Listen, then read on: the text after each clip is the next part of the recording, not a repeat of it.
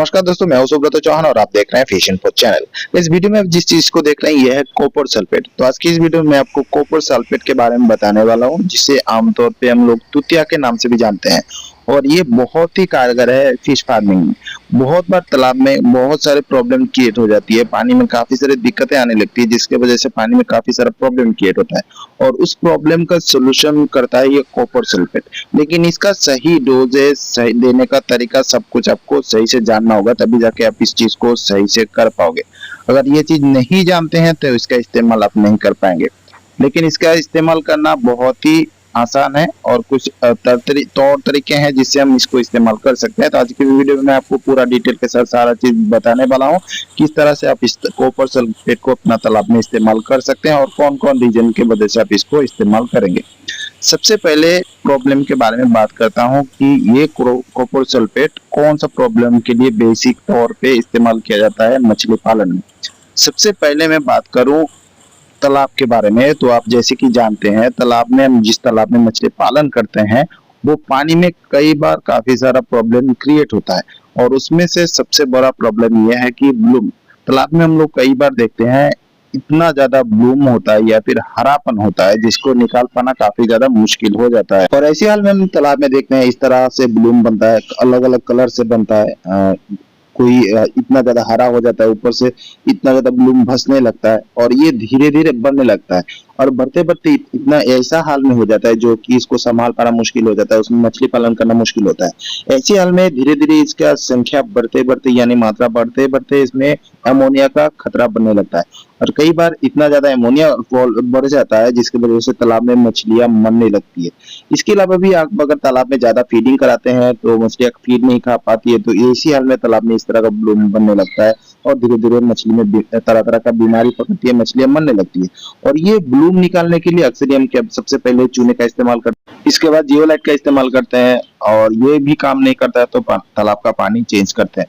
तो कई बार ये सारा चीज करने के बावजूद भी हम देखते हैं कि ये जो प्रॉब्लम है वो सॉल्व नहीं होता है। दोबारा पानी डालो, फिर सब कुछ करने के बाद फिर से देखा जाता है ब्लूम बनने लगता है, या फिर ज्यादा गर्मी के टाइम में भी ये ज्यादा प्रॉब्लम क्रिएट करता है। इस तरह का प्रॉब्लम देखने को मिल जाता है। तो ये बार बार अगर होता रहे और आप इसका कोई सोल्यूशन नहीं निकाल पा रहे हैं तो इसके लिए बेस्ट तरीका होता है कॉपर सल्फेट।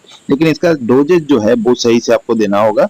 अगर ज्यादा मात्रा में आप इसको इस्तेमाल कर देते हैं तो वो जहरीला हो सकता है, इसमें उल्टा रिएक्शन भी हो सकता है।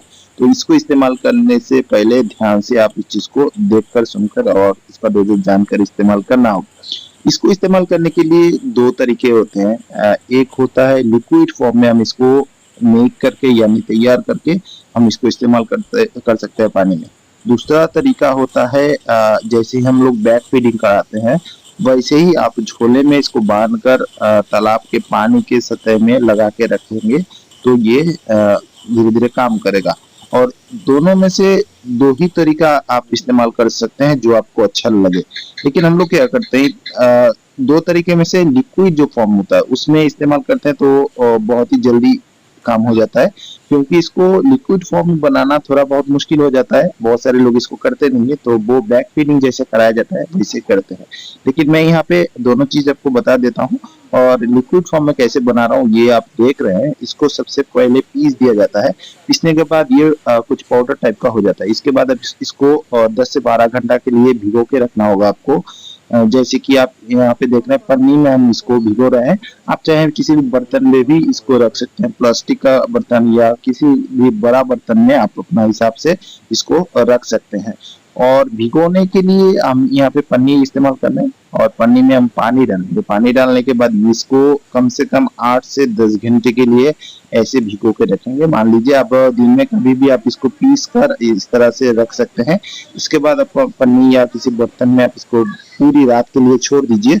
छोड़ने से क्या होगा, ये धीरे धीरे गलेगा, पूरा तो नहीं गलेगा, समय लगता है और धीरे धीरे गल जाएगा। जितना गलता है, गलने के बाद ये पानी जो है धीरे धीरे इस कलर में आएगा।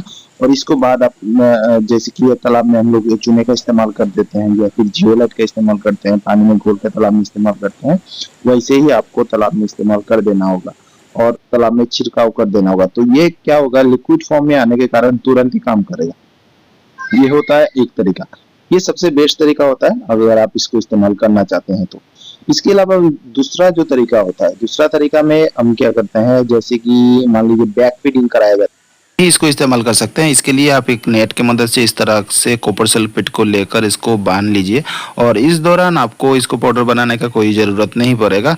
इस तरह से छोटा छोटा आप इस बना लेना, 8 से 10 पीस बना लेना आपका तालाब का हिसाब से, और उसको आप तालाब में इस्तेमाल कर सकते हैं चारों तरफ से। तालाब में आपको बांधने के लिए इस तरह का खूंटी का इस्तेमाल करना, खूंटी में इसको बांध देना है जैसे कि हवा लगे, तो हवा के साथ साथ ये पानी में थोड़ा बहाव तैयार होता है, तो उस बहाव में ये जो है चीज़ गलता हुआ तालाब में बिखरेगा और इस दौरान धीरे धीरे ये तालाब में काम करेगा। लेकिन आप अगर लिक्विड बना के सीधा इस्तेमाल करते हैं तो तुरंत काम करेगा। अभी ये है इसका प्रोसीजर जो मैंने आपको दिखाया, और ये जो खुट्टी में मार के आप तालाब में चारों तरफ से इस्तेमाल करेंगे, इस दौरान आपको 10 से 12 पीस बनाना होगा और जितना चारों तरफ से दे सकते हैं और धीरे धीरे काम करेगा। अभी बात करते हैं ये डोजेस के बारे में।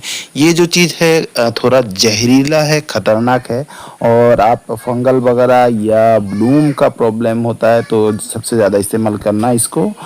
तो मछली का बॉडी में फंगल होता है तो इसमें इस्तेमाल नहीं करना है। ब्लूम के बेसिक तौर पे तालाब में अगर ज़्यादा हरापन होता है और ब्लूम होता है तो उस दौरान आपको तालाब में इस चीज़ को इस्तेमाल करना है। और इसका डोजेज होता है पर एकड़ में 200 ग्राम, ओनली 200 ग्राम पर एकड़ का हिसाब से, ज़्यादा डोजेज इसका नहीं होता है। और ये काफ़ी जहरीला होता है, अगर डोज ज़्यादा होता है तो मछली मरने का खतरा रहेगा। हाँ, ध्यान से सुनिए, अगर डोजेज ज़्यादा होता है तो मछली मरने का खतरा आपको देखने को मिल जाएगा। इसीलिए पर एकड़ में 200 ग्राम का हिसाब से इस्तेमाल कर सकते हैं। और गहराई के बारे में तालाब में बात करूँ तो तालाब में 3 से 5 फीट का गहरा पानी में पर एकड़ में 200 ग्राम का हिसाब से इस्तेमाल करना होगा। और इस प्रोसीजर में 6 से 7 दिन का समय लगता है। धीरे धीरे तालाब में से ब्लूम जो है वो बिल्कुल ही ख़त्म हो जाता है।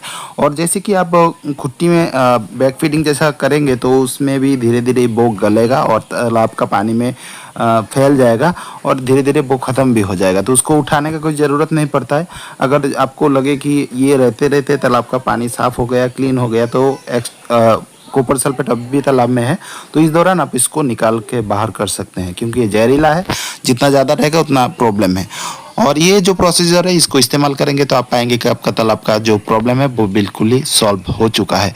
तो इस तरह का जानकारी अगर आपको और पाना है तो मेरे चैनल को जरूर सब्सक्राइब कर लेना। वीडियो आपको कैसा लगा, अच्छा लगा है तो ज़रूर आपको इस वीडियो को लाइक करना, और ये जानकारी आपको कैसा लगा है वो कमेंट सेक्शन में ज़रूर बताना।